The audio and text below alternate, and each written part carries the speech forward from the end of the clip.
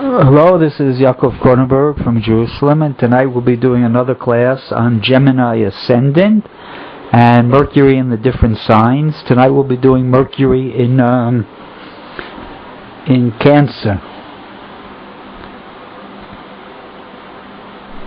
Okay, Mercury in Cancer is an interesting combination. It's one of the more difficult ones because, again, Mercury in this situation, Mercury won't be in contact by aspect with the ascendant. So it falls in one of the more difficult houses. It falls in the house of money, right? Everybody thinks money is a great thing to have. It makes life easier, but it's not always that case. It's a nisayon, it's a test. That to have money is a test, what you do with the money, and not everybody succeeds.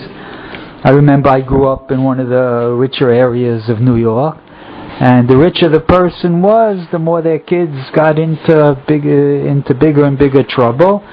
And so it's not always an easy nisayon.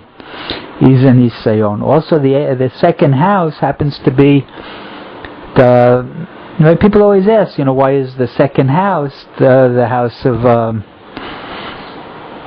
and not considered a good house? Because it's money. So he said one answer is that money is not always easy. It's a bigger test. If you're poor, it's very hard to go off the proper path because you just don't have the financial capabilities. But once you have big money, you can do what you want. And most people, when they can do what they want, they don't necessarily make the right choices. And even if they make the right choices, it doesn't mean their children are going to make the right choices. So it can be a big test. And then on the other hand, the second house is the house of the partner, the death of the partners, the 8th house of the 7th. Meaning it's the house that signifies the death of the partner. If you want to learn about the death of your spouse, so you look at your second house, because that tells you how and when, at least how your partner is going to die, So you can get some information and glean it from there. And that can be a traumatic experience because it, especially say the woman's not working, taking care of the kids, the husband dies, Pitom she's getting, all of a sudden she's going to be, up the creek with a lot of expenses and no income. So it can be very difficult. So that's the idea of the Mercury in the second. So here we're talking about Mercury in the second house. Is not always the easiest thing, and I'm going to show you an example, the ideal example of how money can go to a person's head. Let's talk about a country. Let's talk about a country where the money is not exactly bringing I would say is not being used in the proper way. And that's the chart of the good old United States of America. The United States of America has Gemini rising and Mercury in the second house. Plus, it has a very interesting chart. It plus has I remember there's an argument over what the chart is of America.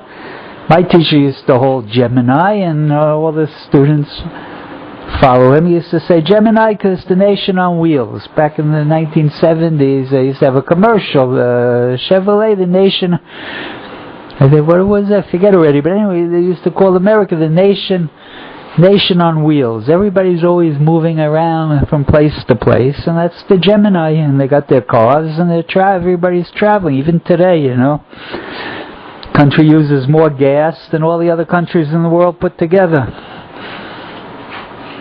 But in any case, let's say it's America. It got this Mercury nature, which wants to express itself and complete itself by making money, right? The Gemini wants to express itself, it wants to have freedom. The American chart has Uranus right on the ascendant, this tremendous desire for freedom and to do their own thing. And how are they going to do that? By getting rich. Right? So they have the Mercury there in the second, plus they have 3 other planets in the second house. So you got a stellium there, 4 planets, and it's pulling it against each other. It was Gemini and Cancer don't really go together so well, right? Gemini likes to move around and do things and travel and freedom, and the Cancer is a homebody. The Cancer is, the wife, the mother. The people enjoy their home. And so there's always going to be this struggle between these two sides of the American nature. The Iranian nature that wants, with the Gemini ascendant, that wants the total freedom and the ability to travel and move around. Also, they got Mars on the ascendant, also the planet of war. It's not the most peaceful country in the end of the day. And then that's against the 4 planets in Cancer. They want, a very much more conservative approach, as the Gemini with the Uranus is very liberal. So it's really, you see the conflict in the American soul there between the two camps. The liberal freedom lovers and the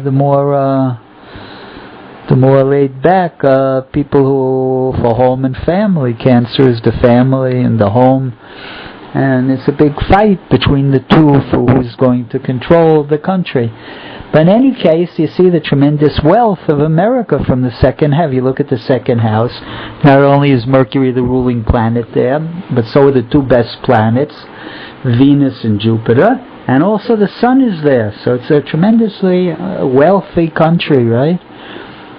And the people became very wealthy, and unfortunately, like all countries, it led to a degeneration, and is bringing it towards its downfall, so to speak.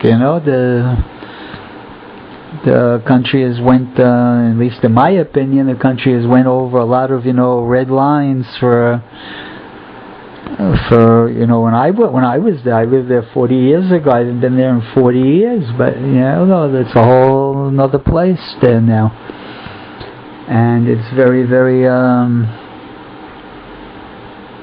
let's put it this way: it's a country that's really went very, very libertine and very